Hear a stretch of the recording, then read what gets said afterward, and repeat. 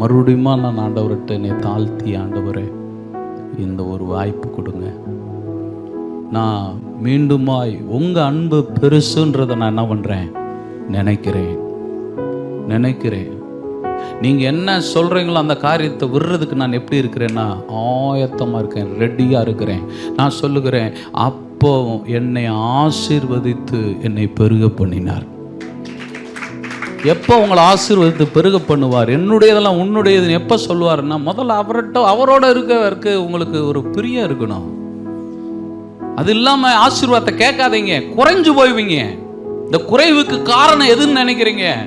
ஆண்டவரை நேசிக்கிறதுல குறைவு பட்டிருக்கிறீங்க, அதான் குறைவு. அல்லேலூயா.